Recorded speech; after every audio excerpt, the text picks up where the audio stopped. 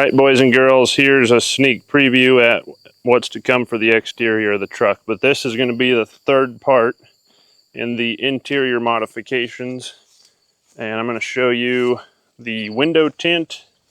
I'm going to show you the CTS3 by Edge, how I mounted that. I'm going to show you my seat belt. Upcoming videos, I'm going to show you the floor mats and do a little comparison between Husky and a Canadian company called TuxMat. So I guess to get this one started, this cable is not how I'm going to do the final install. I'll probably tuck the cable back behind the dash. But I just got this bracket in today. So this is this whole piece. There's a little trim piece like this that comes off. The little trim piece on the bottom like that comes off, and it gets replaced with this. It looks like cast aluminum. It's powder coated black, and then your CTS3 lives on there. Then you have to run your wire down to your OBD2 port. So it's really nice because no suction cup. If you got your windshield protector, you can put that in, tuck it behind this. I think it's a pretty good position. I usually like to find a point of reference somewhere on the hood just to know that I'm within the lines on the highway. And so this should allow you to do that. And it's kind of in a nice line of sight for when you're driving. So this has been the same for at least 19 through 24, if not earlier. And also obviously works with 25 and 26 since this is still a 4th gen pickup. So the CTS3, in case you're wondering, you can look up all sorts of stuff. So this is the screen I normally drive on. And the main things I want to know are, am I in a DPF regeneration cycle? What's the trigger percentage? So when that hits 100, that is when the regen will start. That's an active regen. This EGT11, it's actually bank 1, sensor 1. So there's a couple banks, I guess, and then multiple sensors for each bank. So if we go in here and we hit the description, there it tells you bank 1, sensor 1. You can set alarms, so this will start chiming, it'll start flashing when it hits a certain temperature. And so if you do go above or below a threshold, like you can see here, I've got this one set up with alarms, so it'll turn red at a certain point. You get to change this color, you get to change how many lines, graduations there are on there. You get to set the lower and the upper limit of the gauge. I mean, they let you make this look like almost exactly like you would want the gauge to look like. And then I like to see the actual number for my RPM, since all I have down here is kind of a vague sweeping needle. So you can do timed quarter mile, eighth mile, and then on this screen I have every EGT that there is, because it took me a while to figure out which one is which. So it says EGT11, that's actually bank 1, sensor 1, and that's going to be right after the turbo. So normally that'll be the hottest. And then this one that says 16, it's bank 1, sensor 6, that's going to be your DPF. So if this starts getting hotter than 11, you know you're doing some type of regeneration. So anyway, I'll put the link in the description for the CTS3 and the ARM. Be aware that this guy goes on sale at least once a month. I got this one for 390 bucks. A week later, it's listed at 499 bucks. Another week later, it's listed at 407 bucks. So I would say you should be able to get it off Amazon for at least 400, if not maybe 390, or maybe even a little less. Now, do be aware that obviously the truck's off right now, and this thing's still on. So this will not let the truck sleep. You actually have to unplug this. So they're working on a fix for that, but they're taking their sweet time to get there. And it's kind of a pain that you have to remember to unplug it, because if you don't, it'll drain your batteries overnight. Now I got this nice little seat gap filler. I'll put the link in the description for that. That just prevents stuff from falling down to the dark abyss where you'll never get it again. And I did try, I think, 3 different sizes before I got this one that fits pretty awesome. If you slide your seat forward or back, it does kind of come out of position, but once you quit moving your seat, it stays tucked in there nice and tight. And then the really big one, I get really annoyed when I don't want to wear my seatbelt, and this thing chimes for about 2 miles before it'll stop. And so I had to search long and hard to find this guy on Amazon. But for like 20 bucks, you get a pair of these. They actually come like this. It's a seatbelt extender for fat people or pregnant people. Are pregnant people fat? I don't know. Anyway, you can come in and cut that off, and then you're left with just this. I always keep one in the door on each side. That way, if you don't want to have your seatbelt on, just plug that in and it shuts it up. Yeah, because it only takes like, I think 5 miles per hour.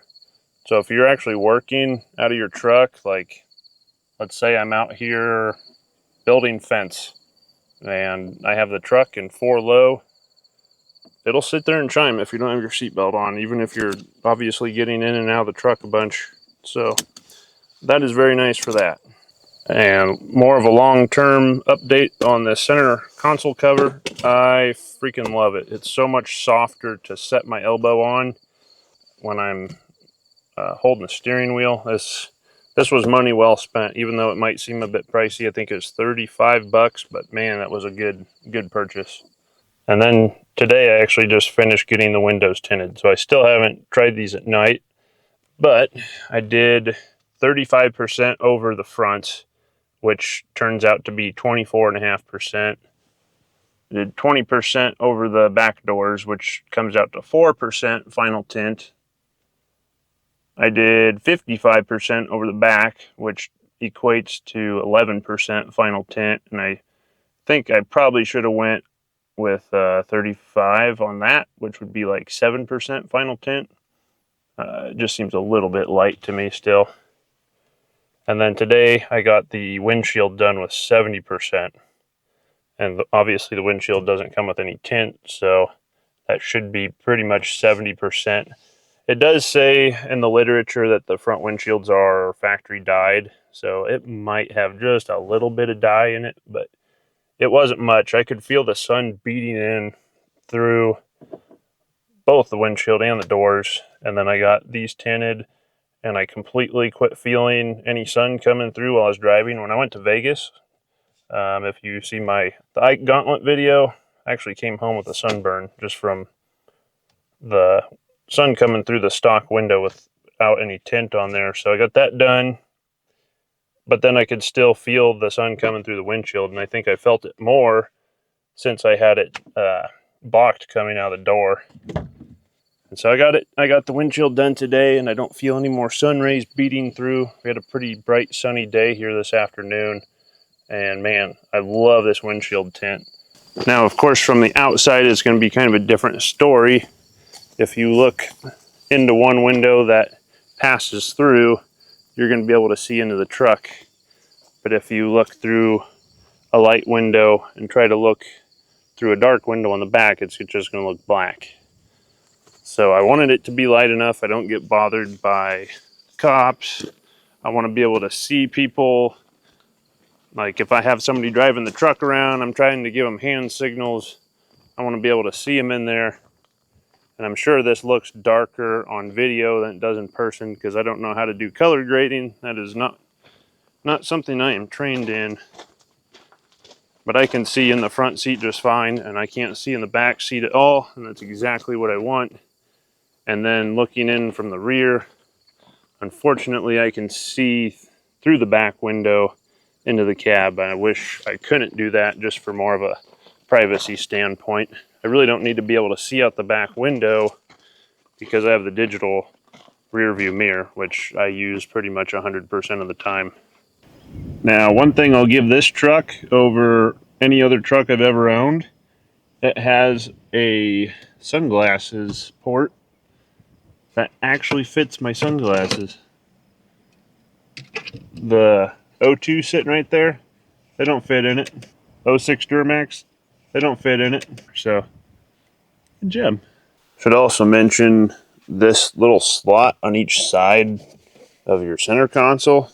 I don't understand what you would use it for. It is so narrow. I can't even fit my fingers in there. So if you would ever drop something in there, good luck getting that out. I would imagine it's just for like papers, but like I said, it's so deep, my fingers can't touch the bottom and I can't fit them in there. So probably rather not have that. And then the other thing I wanted to mention, I agree with David Freiberger that this piano black bezel trim should not be in vehicles where you're always going to be putting your hands and fingers and scratching it up. It's like, whoever thought that was a good idea? I thought it came with the flat black, like this. Apparently that ended in 2024 though. So I'm going to go look for a replacement bezel from 2024. I don't know if you can just pop the bezel off and replace that part. I mean, I imagine you could. I don't know how hard it is. Would most definitely rather have this way more durable flat black. It's not going to show fingerprints and scratches and scuffs and all that. And it's actually been a couple days since I put the screen protector on. Funny thing is, I can't see the bubble in real life, but I can see it right there on the camera screen. But this totally dims. If I hit this, totally dimmed out the horrible glare you get.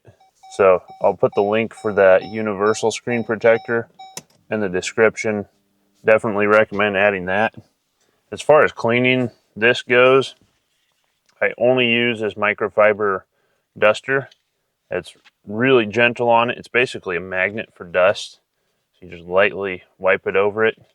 Worst case scenario, I would use a microfiber cloth, but you would never want to just wipe this off with your hand or a paper towel or anything like that, because you'll instantly scratch it. Definitely want to keep, like, you could get like a pocket size version of this. Probably just keep it right in there. Maybe that's something you could use that slot for. But if you want to keep this thing looking nice, it is pretty tedious. That's the bad thing. Oh, and one other quick thing. So the rear view mirror is auto dimming, which is great when you have people's bright lights. It auto dims, or you can turn it on and off. The side mirrors do not. You had to get the special. There's basically 3 levels of mirrors. So you have the dumb mirrors, manual everything. You have these, which are power folding, got a bunch of lights and stuff on them. And then you have your next trim of mirror, which has auto dimming, and when you put it in reverse, the mirror will actually fold down to better show the ground behind you. Of course, then there's a bunch of different options for cameras. You can get a camera, so you got a light there, and there's a camera option. If you get the rear view mirror with the side cameras, they would be there. And then if you get the surround view, there's a camera that comes down. Anyway, you only get the auto dimming mirrors in the top tier where it has the tilt with the reverse and all that. So I think that's kind of bogus. I think this middle trim of mirror should have it, because you'll have blinding light coming in from your side mirrors while your rear view is nice, and it's kind of stupid. Why would you have one and not both? So thanks for watching part 3 of the interior mods. Please come back for part 4, where I'm going to show you the floor mats, how I protect the carpet from Dolly Parton's hair, protect the carpet from the mud on my boots. I've got some results I think you guys are going to love, because I sure love them.